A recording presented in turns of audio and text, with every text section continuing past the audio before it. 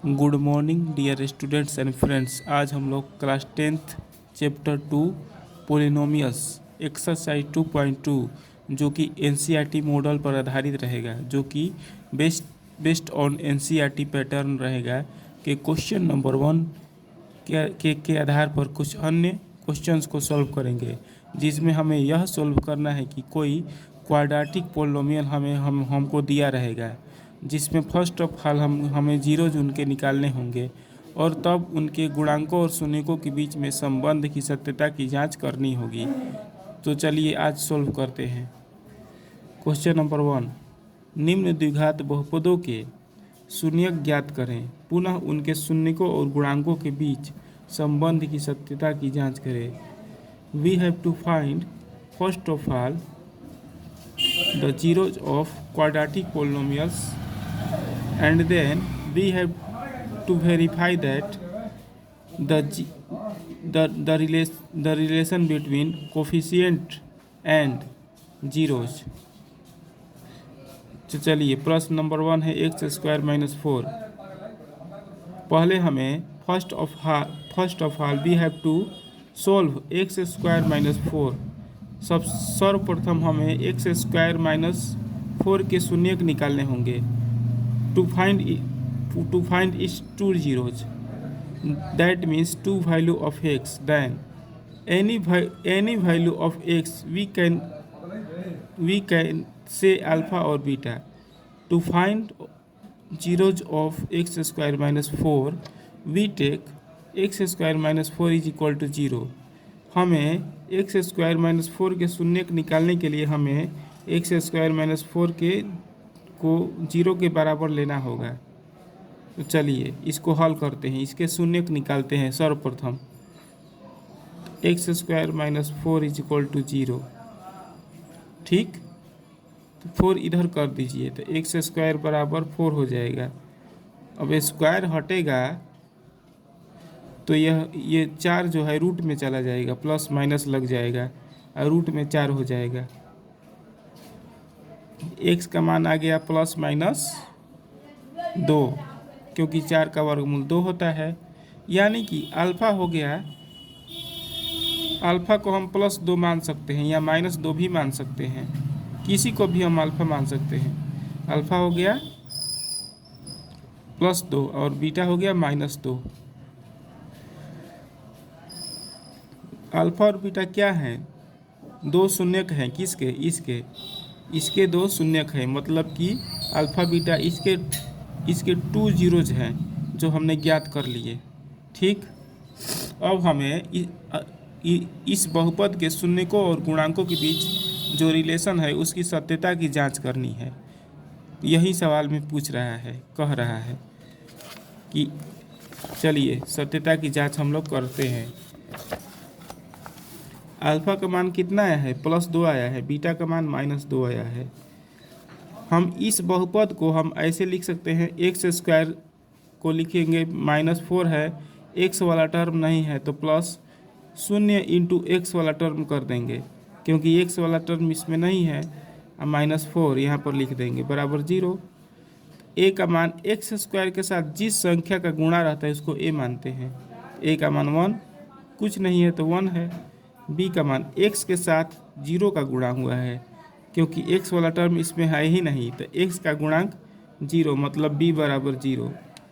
और constant term को c का गुणांक मानते हैं, मतलब कि -4 हो जाएगा c का गुणांक c जो होगा -4 हो जाएगा, क्योंकि कांस्टेंट टर्म को हम लोग c मानते हैं। अब हमें जांच करना है कि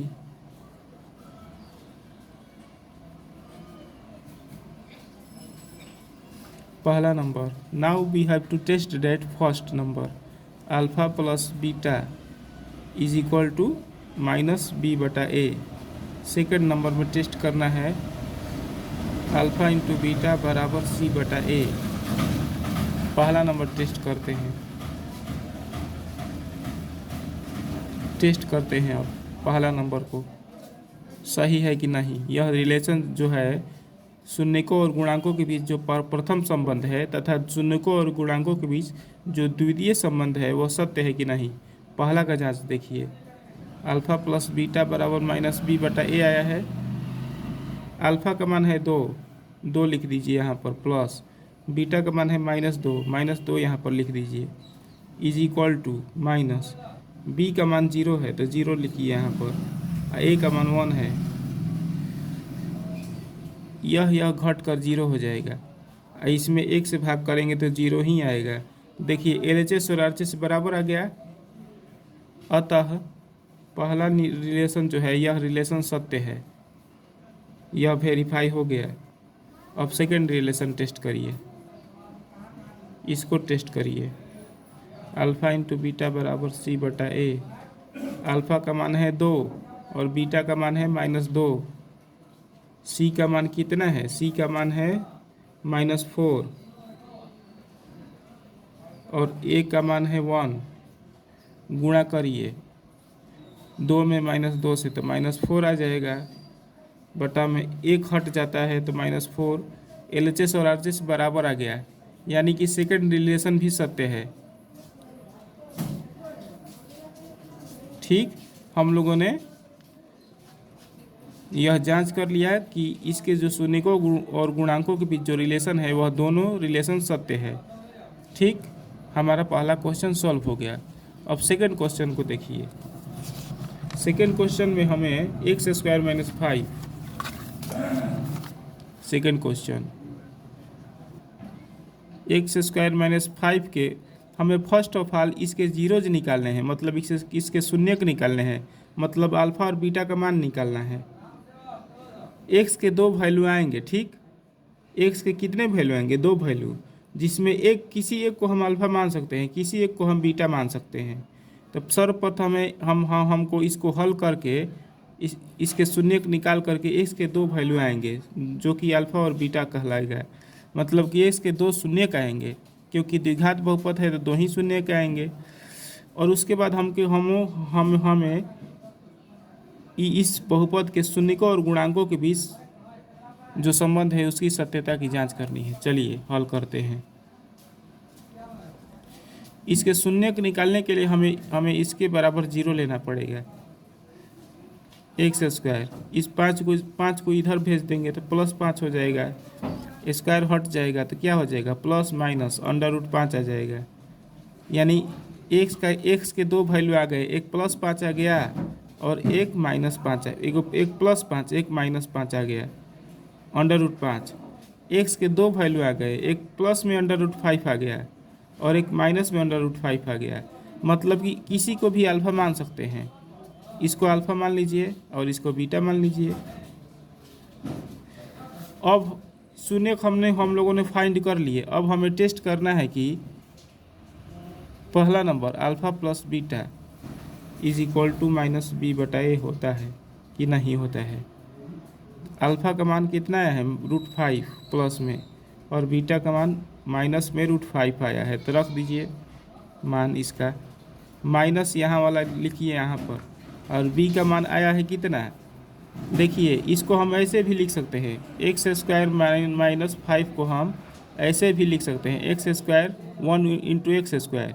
इसमें x वाला पद नहीं है तो ऐसे लिख सकते हैं 0 × x, क्योंकि x वाला पद इसमें है ही नहीं तो 0 × x लिख सकते हैं, x वाला नहीं है तो। और कांस्टेंट टर्म यहाँ पर लिखिए -5 इज इक्वल टू 0।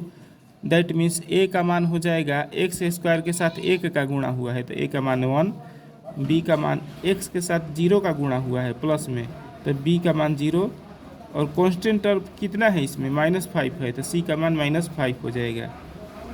ठीक, तो b का मान कितना है, 0 है तो 0 रखिए, a का मान 1 है तो 1 रखिए। अब देखिए यह घट जाएगा, कितना हो जाएगा, घट कर 0 हो जाएगा, यहाँ भी 0 हो जाएगा। LHS और RHS बराबर आ गया। पहला रिलेशन हम लोगों ने सत्यापित कर दिया, वेरीफाई कर लिया कि प्रथम रिलेशन जो है सत्य है। Second relation alpha into beta होता है c बटा a, तो c का मान कितना है, अल्फा का मान है √5 इंटू बीटा का मान है -√5। c का मान कितना है, -5 ए का मान है 1। देखिए गुणा करिएगा तो रूट हट जाएगा, एक जैसा है तो रूट हट जाएगा, -5 हो जाएगा। यहाँ माइनस है तो माइनस, और यहाँ एक हट जाता है, नीचे नीचे एक रहता है तो हट जाता है। दोनों बराबर आ गया ना, LHS और RHS। तो सेकंड रिलेशन भी हम लोगों ने वेरीफाई कर लिया है, यह भी सत्य है। हम लोगों ने इसको हल कर दिया। जो NCERT क्लास 10 चैप्टर 2 एक्सरसाइज 2.2 का जो हमारा पहला क्वेश्चन था, उसमें ऐसा सवाल दिया इसे रिलेटेड या ऐसा सवाल दिया होगा, उसको हम लोगों ने हल कर दिया। ठीक, अब आप लोग चाहेंगे तो इसको भी बना सकते हैं। x² - 7 दे देगा तो इसी प्रकार हल होगा, x² - 11 दे देगा तो इसी प्रकार से हल होगा। ठीक, x² - 13 दे देगा तो इसी प्रकार से हल होगा। क्यों? केवल जहाँ 5 है तहाँ 7 लिख देना है, जहाँ 5 है तहाँ 11 लिख देना है, जहाँ 5 है तहाँ 13 लिख देना है। अगर x² - 15 दे देगा तो इसी प्रकार से हल करिएगा, जहाँ 5 है तहाँ 15 कर देना है और कुछ नहीं करना है। सेम टू सेम इसी प्रकार से हल होगा। जिस प्रोसेस से मैंने इस क्वेश्चन को हल किया है, उसी प्रोसेस से इस क्वेश्चन को, इस क्वेश्चन को, इस क्वेश्चन को भी हल आप लोग करिएगा। ठीक, और अगर आप लोगों को दे देगा x² - 4,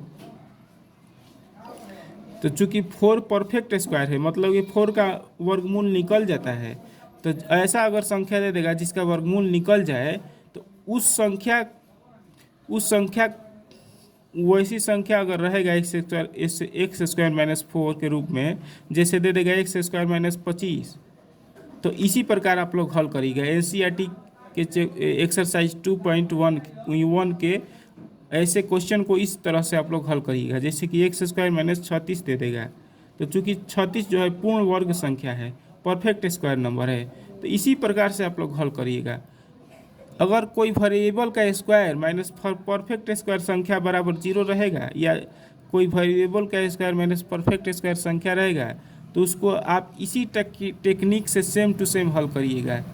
एक्सरसाइज नंबर 2.1 के क्वेश्चन नंबर 1 में यदि ऐसा सवाल दिया रहेगा क्लास 10 के NCERT के, एक वेरिएबल का स्क्वायर माइनस परफेक्ट स्क्वायर संख्या, तो आप इसी टेक्निक से हल करिएगा। ठीक, आज हम लोग इतना ही रहने देते हैं। आज के वीडियो में इतना ही। यदि आपको कुछ सुझाव देना हो तो कमेंट सेक्शन में ज़रूर लिखिएगा। यदि क्लास 10 के किसी भी चैप्टर या कॉन्सेप्ट्स आपको पूछना हो, जैसे कि AP से कोई कॉन्सेप्ट या किसी क्वेश्चन को सॉल्व कैसे किया जाए, इसके बारे में पूछना हो तो ज़रूर कमेंट सेक्शन में लिखिएगा। AP हो या त्रिकोणमिति हो या कोऑर्डिनेट ज्योमेट्री हो या प्रोबेबिलिटी हो, जो कि क्लास 10th में है NCERT की बुक में, उससे रिलेटेड कोई कॉन्सेप्ट पूछना हो या किसी क्वेश्चन को सॉल्व करने की टेक्निक के बारे में समझना हो तो ज़रूर कमेंट सेक्शन में लिखिएगा। यदि आज का वीडियो आपको अच्छा लगा हो तो लाइक और शेयर ज़रूर करिएगा, और ऐसे ही नित्य प्रतिदिन ज़्यादा से ज़्यादा वीडियो शीघ्रता से अपने मोबाइल फ़ोन पर प्राप्त करने के लिए हमारे चैनल को ज़रूर सब्सक्राइब करिएगा। धन्यवाद।